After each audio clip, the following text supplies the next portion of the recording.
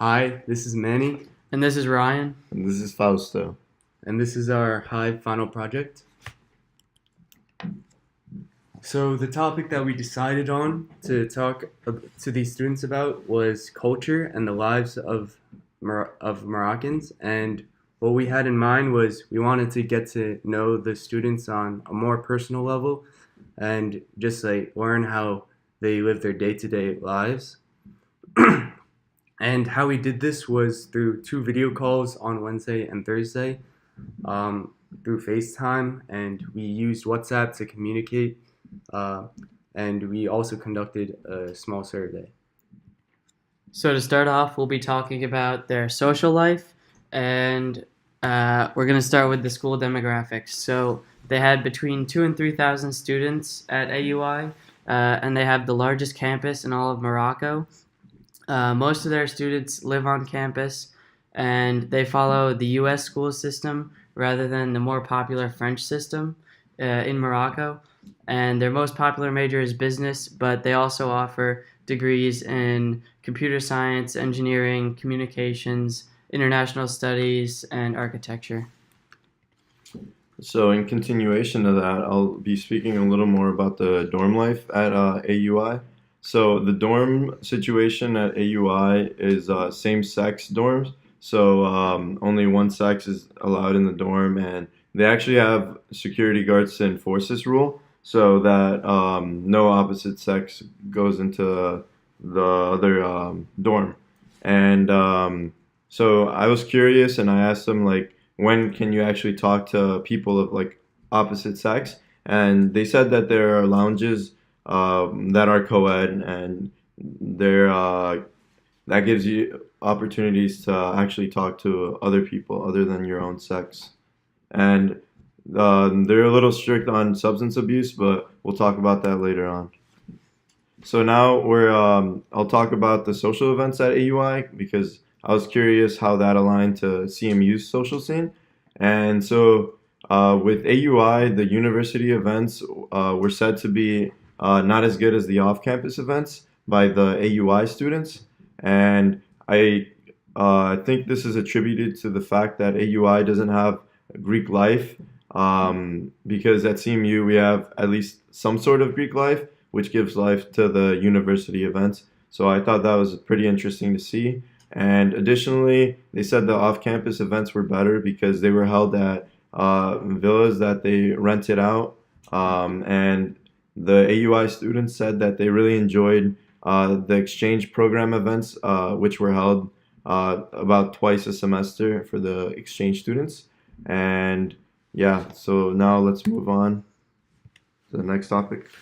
So, one of the questions that we asked was how do politics affect social life? And what we found from the students that we spoke to was that they were not very interested into politics, but since they're all surrounded by them through social media and the news, that politics is pretty much just shoved down their throats. Um, something that came up in discussion was the compulsory military law, and that does not. We found that that did not really concern them because they probably aren't going to be drafted. Moving on, we also talked about relationships, and we found that students are not typically married in AUI. I brought up this point because during one of our video conferences, one of the students who came up to speak mentioned that she had a husband. However, when I brought this up to the students in our video conference, they said that this was a rare case and most students are not married. Um, Dating occurs between students, but it is frowned upon, and dating in general is frowned upon by the family. However, it does depend on the family and the gender of the child. Um, Usually, parents are more lenient with males dating as opposed to females. Um, and another topic that came up was pregnancy. Pregnancy is rare, but it still occurs. Um, what were to happen if a student were to get pregnant would be that they'd be dismissed from AUI. They may be disowned by their family, and they could possibly go to jail, which is pretty bad. And one smaller case would be the chance of someone getting an abortion. And while this is highly illegal in Morocco, it does happen under secrecy, and obviously the wealthy can only afford this. But again, it is very rare. So now I'll talk a little bit more about the sports in Morocco. So I was pleased to find out that Morocco actually has great temperature, especially by the coast, and this allows for great beaches and like the ability to swim in really nice beaches. But we were also surprised to know that it does snow in Morocco, and one of the students says that the snow can even reach their knees. So I thought that was pretty interesting. I didn't know that about their climate. A little bit more about their sports. Soccer is the most popular sport in their country. And a little fun fact about that was that when they celebrate their sports and when they're watching it, the crowds can become very violent. In fact, one of the AUI students mentioned that people can actually die at these events. And so I was intrigued by this because in a lot of the U.S. sporting events, alcohol is usually served, and so I would think the U.S. events would be out of hand and a little more chaotic. But apparently, no alcoholic beverages are allowed in these sporting events, and yet they get very violent, which to me just kind of shows that the Moroccans have a great appreciation for the sport and are very passionate about it. And so here we can see that we asked the Moroccan students a little bit about which social media platform they use the most, and their answer was unanimously Facebook. And this is due to the fact that the majority of Moroccans of all age groups use Facebook, so the adults and the youth all use Facebook. And we found that Twitter, Instagram, and Snapchat and WhatsApp are what's commonly used about amongst the younger people, which is like what we have here. And so now I'm going to talk a little bit about the culture in Morocco. One of our questions in our survey asked if the students studied abroad before, and the answer was generally no, but one student did study in Italy, and I was interested about this because for me, I've been wanting to study abroad a lot, so I was just wondering if they also had the same passion. But I think their passion is a little less extreme because of the fact that they are surrounded by a lot more countries than we are in the U.S. For example, one of the students traveled to China, the U.S., Egypt, France, Spain, Malaysia, and I'm sure many others. Another student said she travels to Europe frequently because she feels very connected to them. And another student said she traveled the majority of the Middle East. So I thought that was very cool. And a little bit about the languages in Morocco. The popular languages are French, English, and the Moroccan dialect. So most of the students are trilingual. And I was surprised to know that some of them actually knew Spanish. So there was actually one student that spoke all four, and I thought that was very impressive because a lot of the people in the U.S. hardly know two, let alone four, let alone four. So I thought that was really cool. Another thing we were interested in was the students' relationship with religion. And so they told us that most of the people in Morocco are Muslim, but there are many others of all other types of religions. And those that are Muslim are not, there's like a wide range of how people practice.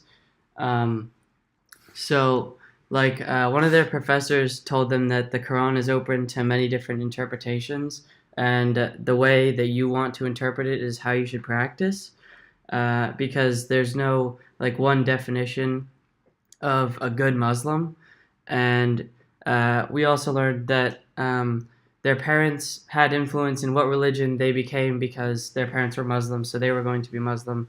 But their parents don't have much influence in how they actually practice, especially now that they're off to college. So, going to college is a time where these kids can really explore their relationship with their religion, and so they can really find their own path with their relationship to God. So when talking about their culture, it's very important to mention their music. And I asked them about certain Arabic music that we studied in class. For example, I asked them about Miriam Faris and Big, and they were very familiar with these artists and they enjoyed their music. However, when I asked about Zap Tharwat, they did not know who he was, which I was not too surprised. However, I was kind of surprised that they preferred listening to American music. And when I asked them about this, this is how the conversation went. And I'm going to play an audio clip from our video conference. Favorite artist, would you say? I'm American or American? Both. Overall. I like American rap. American rap? Yeah. Oh, really? Who do you Like who? Drake, Cardi B, Oh, Nicki Minaj. Drake's a pretty I good like Nicki one. Minaj. What about like 21 Savage? Yeah, yes. Oh, really? You went to gym? No T Grizzly. No, 6ix9ine. Metro Boomin? Yeah, I've heard of it. Yeah, I have Tekashi couple 6ix9ine? songs. Tekashi 6ix9ine. Like Yes. Man in Jail. Oh, wow. Yeah. Oh, wow. Yeah. That's Wait, what that's about- surprising. What about? I'd be surprised if you guys heard of this one, T Grizzly. So yeah, that was really interesting to find that they listened to the same type of music that we did. So going on, we also talked about entertainment and what they prefer to watch, and it turns out a very similar result. And they prefer to watch shows that were very similar to ours. They watch shows from Netflix. They also watch shows like How to Get Away with Murder, Supernatural, and Brooklyn Nine-Nine. And this was very interesting to see because these are shows that we all are familiar with. Another thing that I found very interesting was that they enjoy Vines, and Vine is a social media platform a couple years ago, around 5 years ago, and we asked one of the students as to what their favorite Vine was, and they gave us this as her response. Did you hang out with Beth last night? Yeah, I did. Oh, I love Beth. You hate Beth. Yeah, no shit, honey! So yeah, that shows like how similar our cultures are, that we were able to enjoy the same type of Vines. Another thing that came up was Amanda Cerny, who is a famous Viner back in the day, but now she's a YouTuber. And this came up into discussion because she had recently visited Morocco and released some videos there that they all enjoyed. Another thing we were interested in learning about was their holidays. So one that they told us about was Ashwara, which is a New Year's celebration that is also religious. And Morocco tends to celebrate it differently than some other countries like Iran or Lebanon, because they have a more joyful celebration with like games and fireworks. So like one of the games that they play is they like play it in their neighborhood, and they all like run around and like throw water on each other, and they use firecrackers and they throw eggs on each other, and this is opposed to the Shia Muslim way of celebrating this, which is a more solemn celebration where they mourn the death of the Prophet's grandson. Another topic that came up, which is more of a darker tone, was substance abuse, and unfortunately, it turns out that it's very common on the AUI campus, and it turns out that it's much more strict on campus than off campus. Um, One thing that I found very surprising was that Morocco is a large exporter of hashish. It actually makes up a good percentage of their GDP. However, it's not included because it's all in the black market. Um, this large market also allows for Morocco to be a huge tourist attraction. For example, the city of Chefchaouen, which is also known as the Blue City, which is very close to all their plantations. And it's also known as the Blue City because all of the buildings are painted blue. Another thing that I'd like to add is that tobacco is a problem there, like it was in the U.S. generations ago, which is very interesting to see how their culture is kind of like copying what ours was around like 60 to 80 years ago. And here we have a picture of the Blue City, and it just shows how beautiful this country is. And lastly, I'd like to conclude with by saying that we were able to relate to the students in many ways. For example, through the family and independence, where while the students were at home, they were very close to their family, and their family had a lot of control over what they did. However, once they went to school, they were given all this independence and freedom to do whatever they chose. For example, when it came to religion, most of these students did not pray 5 times a day. However, when they were home, they did.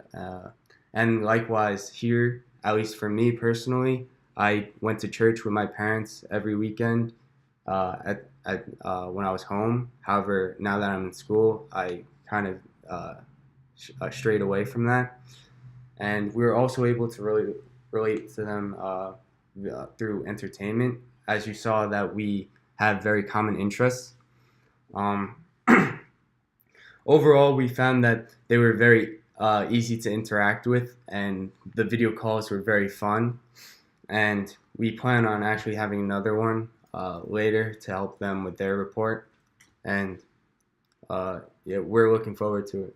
Yeah, and on that note, we'd like to end this presentation with a video snippet, audio snippet from our video call on our attempt to say bye. Hi. Like. Semo. ب Be. س Se. لا La. ما Ma. Bislama. Bislama. سلامة Bislama. سلامة Barrios.